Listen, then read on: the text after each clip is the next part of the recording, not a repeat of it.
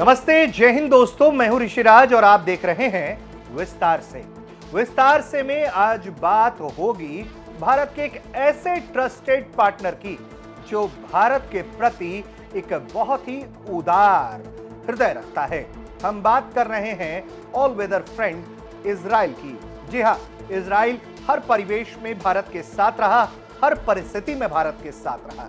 भारत के साथ रिश्ते मजबूत करने में अब भारत और इजराइल ने मिलकर एक नया अध्याय जोड़ दिया है। इस अध्याय के बारे में हम बात करेंगे और समझेंगे कि ये दोस्ती किस तरह से विस्तार ले रही है विस्तार से में। दरअसल क्या हुआ है, खबर सबसे पहले आपको बताते हैं। तो 8 सितंबर 2025 को भारत और इजराइल के बीच में एक महत्वपूर्ण द्विपक्षीय निवेश समझौता होता है। इसे हम कहते हैं बायलैटरल इन्वेस्टमेंट एग्रीमेंट, BIA। जी, ये साइन होता है दोनों पक्षों में। इसके लिए भारत की वित्त मंत्री निर्मला सीतारमण मौजूद रहती हैं और इजराइल के वित्त मंत्री बेजलेल स्मोट्रिच, ये दोनों मिलकर इस एग्रीमेंट पर साइन करते हैं, यानी कि हस्ताक्षर करते हैं।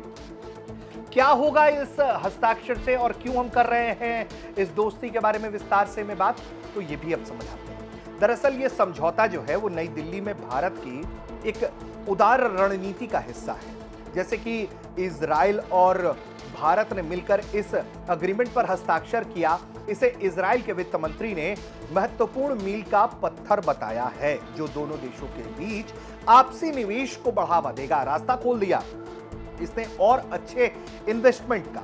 इसके साथ ही इसके जरिए जो इन्वेस्टर्स हैं उनकी सिक्योरिटी का ख्याल रखा जा सकता है।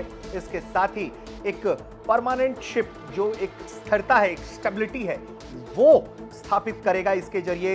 इसके अलावा जो ट्रेड रिलेशन है, जो बायलैटरल ट्रेड्स हैं, उसका एक्सपेंशन किया जा सकेगा। और साथ ही साथ ये जो समझौता है वो आने वाले दिनों में फ्री ट्रेड एग्रीमेंट का रास्ता खोलता है, जो माना जा रहा है कि जल्दी ही भारत इजराइल के बीच हो सकता है।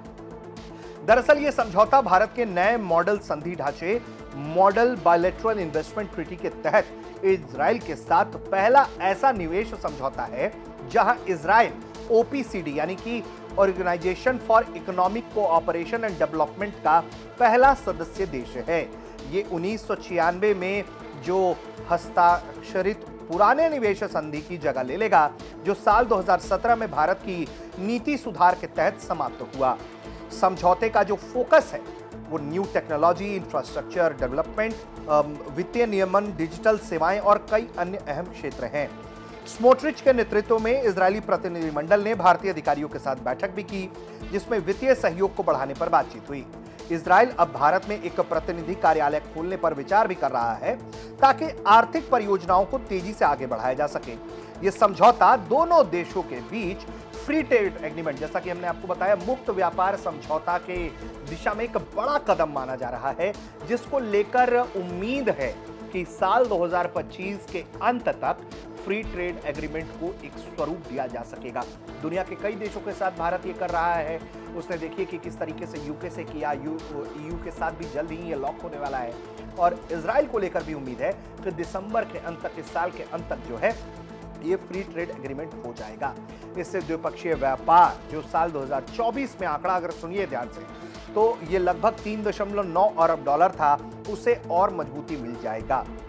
अब आपको हम समझाते हैं कि देखिए ये रिश्ता क्यों शेप ले रहा है और इसके पीछे की कहानी क्या है। तो दरअसल जो भारत और इजराइल के बीच आर्थिक संबंधों की रूपरेखा रही है वो बड़ी मजबूत रही है। भारत और इजराइल के बीच आर्थिक संबंधों की एक बड़ी शुरुआत 1992 में पूर्व राजनयिक संबंध स्थापित होने के बाद हुई, जब द्विपक्षीय व्यापार मात्र $200 मिलियन था, जिसमें मुख्य रूप से हीरे का व्यापार शामिल था। लेकिन अनौपचारिक सहयोग से पहले, जैसे 1950 में भारत द्वारा इजराइल को मान्यता देना, शीत युद्ध के अंत और मध्य पूर्व में की बदलती भू राजनीतिक ने इन संबंधों को गति दी। साल 2017 में पीएम नरेंद्र मोदी के इजराइल दौरे ने इन्हें रणनीतिक साझेदारी का दर्जा दिया। 2018 में इजरायली पीएम बेंजामिन नेतन्याहू का भारत दौरा हुआ। अगर हम बात करें तो 1992 से 2000 के दौर में व्यापार जो है वो मुख्य रूप से हीरे, रसायनों और कृषि उत्पादक तक सीमित था। भारत इजराइल का तीसरा सबसे बड़ा एशियाई व्यापारिक साझेदार उस दौर में बन गया। इसके बाद 2000 से 2010 के बीच की अगर हम बात करें, जब डेवलपमेंट ज्यादा दोनों देशों के बीच में हुआ, तो व्यापार जो है वो $5 अरब के ऊपर पहुंचा। इजराइल ने भारत को रक्षा उपकरण निर्यात करना शुरू किया, जैसे फाल्कन, अवॉक्स, हेरॉन ड्रोन, जबकि भारत ने इंजीनियरिंग गुड्स, रसायन, पेट्रोलियम निर्यात किया।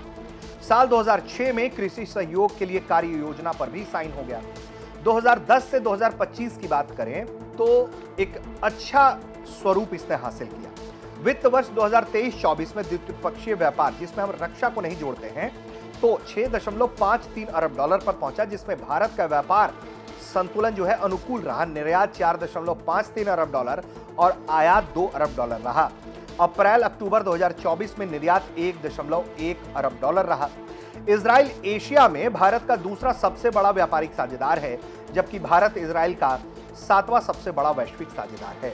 अब इसमें कई तरह की चीजें जो है वो शेप ले रही हैं और भी ज्यादा एक्सपेंशन हो रहा है। जैसे भारत 3066 वस्तुएं इजराइल को निर्यात करता है, जिसमें हीरे, पेट्रोलियम, मशीनरी, प्लास्टिक, कपड़े, कृषि उत्पाद है, जबकि इजराइल से 1153 वस्तुएं आयात होती हैं, जिसमें हीरे, रसायन, मशीनरी, रक्षा, चिकित्सा उपकरण जैसी चीजें शामिल हैं। हीरे का व्यापार अभी भी 50% है, लेकिन इलेक्ट्रॉनिक्स, हाईटेक और चिकित्सा क्षेत्र लगातार बढ़ रहे हैं। अप्रैल 2000 से दिसंबर 2024 तक $326.75 मिलियन का एफडीआई भी जो है वो भारत में आया है इजराइल से।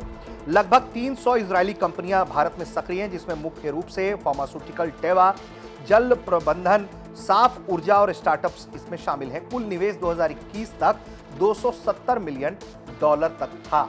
तो ये एक बड़ा जो है वो अचीवमेंट है। वहीं भारतीय निवेश की अगर हम बात करें इजराइल में, तो अप्रैल 2000 से 2025 अप्रैल तक $443 मिलियन का ओडीआई रहा। टाटा, अडानी और दूसरी कंपनियां वहां सक्रिय हैं। 2018 में $40 मिलियन का India Israel industrial R&D technology innovation fund भी स्थापित हुआ, जो 2023 से 27 तक के लिए है।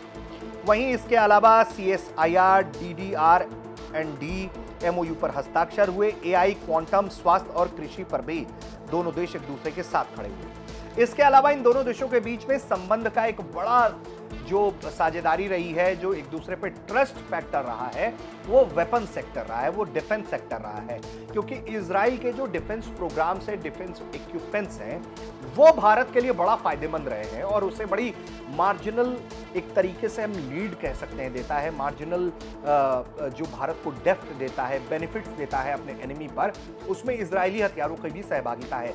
हाल में पाकिस्तान में भी भारत में ने इजरायली इक्विपमेंट्स का इस्तेमाल किया था, ड्रोन्स का इस्तेमाल किया था, जिन्होंने बड़े सटीक हमले किए। भारत इजराइल का जो है वो सबसे बड़ा हथियार खरीदार के रूप में रहा है। रूस के बाद ये दूसरा आपूर्ति करता रहा है। कुल रक्षा व्यापार $9 अरब से अधिक का है, जिसमें ड्रोन, मिसाइल, बैरक 8, यह ध्यान रखिएगा नाम। इसके अलावा साइबर सिक्योरिटी में भी सहयोग रहा है। इसके अलावा कई क्षेत्रों में दोनों देश एक दूसरे के साथ खड़े रहे हैं। इसके अलावा भारत के पक्ष में कई चीजें हैं। इसके अलावा FTA वार्ता जो है वो 2022 से रुक गई थी। 2025 में इसके होने की संभावना जो है जताई जा रही है। इसके अलावा जो चुनौतियां हैं, वो ईरान से भी भारत के बहुत अच्छे संबंध रहे हैं। चाबहार पोर्ट रहा है। फिलिस्तीन का मुद्दा जो है वो रहा है, जहां भारत लगातार स्टैंड लेता है। वो 2 स्टेट के पक्ष में है, जहां फिलिस्तीन भी एक देश है और जहां इजराइल भी एक देश है। कुछ चीज़ें अनकंफर्टेबल करती हैं इजराइल को, लेकिन मेजॉरिटी स्टेक में इजराइल इस बात को समझता है भरपूर तरीके से कि भारत जो है एक बड़ा रणनीतिकार देश है, एक बड़ा लोकतांत्रिक देश है और वो वक्त वक्त पर इजराइल के साथ बड़ी मजबूती से खड़ा रहा है। भारत उन देशों में से एक रहा है। जब इजराइल पर एक भीषण हमला हुआ, उसको लेकर भारत ने बड़ी मुखरता से उसकी निंदा की, इजराइल की कार्रवाई का कहीं ना कहीं समर्थन भी किया। इसके अलावा अगर हम बात करें तो IMEC कॉरिडोर, जो भारत मध्य पूर्व यूरोप तक को जोड़ने की एक परियोजना है, जिसके जरिए रोड, समंदर, रेलवे नेटवर्क के जरिए जो है वो जोड़ा जाएगा। वो इजराइल के हाइफा पोर्ट भी इस प्रोजेक्ट का महत्वपूर्ण केंद्र बिंदु है। तो इस तरह की चीज़ों पर इजराइल लगातार भारत के साथ काम कर रहा है। तो चुनौतियां हैं, लेकिन दोस्ती मजबूत है और यही वजह है कि भारत इजराइल अब अपने लिए नए नए आयाम, नए नए रास्ते देख रहे हैं। अमेरिका का जो व्यवहार रहा है, उसको ने भी कई बार इजराइल को चिंता में डाला है। हालांकि इजराइल अभी भी अमेरिका को एक ट्रस्टेड एलाई के तौर पर देखता है। अमेरिका भी गाहे बगाहे इजराइल के साथ खड़ा रहा है। लेकिन भारत और अमेरिका के बीच जिस तरह से तनाव क्रिएट हुआ है, अमेरिका का जो व्यवहार रहा है पूरी दुनिया के देशों के लिए, जो अपने दोस्तों के साथ भी वो रखता है, जैसे उसने भारत के साथ किया, तो ये एक तरीके से अलर्टनेस है, एक अलर्ट दे रहा है तमाम उन देशों को जो अमेरिका पर अपनी निर्भरता देखते थे। और यही वजह है कि ये दुनिया के तमाम देश अब भारत को अमेरिका के जरिए नहीं बल्कि सीधे भारत के साथ अपनी एक डायरेक्ट लाइन स्टैब्लिश करना चाहते हैं, एक बढ़िया सप्लाई चेन के तौर पर देखना चाहते हैं, एक बढ़िया मैन्युफैक्चरिंग हब के तौर पर देख रहे हैं। और भारत पर विश्वसनीयता जो है वो तमाम देशों की रही है, क्योंकि भारत जो है वो कभी भी अपने दोस्तों को धोखा नहीं देता है। ये भारत की प्रवृत्ति रही है, विश्वसनीय देश है। यही वजह है कि भारत इजराइल भी मजबूती के साथ एक दूसरे के साथ डील्स करते हुए नजर आ रहे हैं और आगे भी ये डील लगातार बढ़ते रहने की उम्मीद की जा रही है। तो विस्तार से का ये एपिसोड आपको कैसा लगा हमें कमेंट करके बताइए। देखते रहिए भारत तक।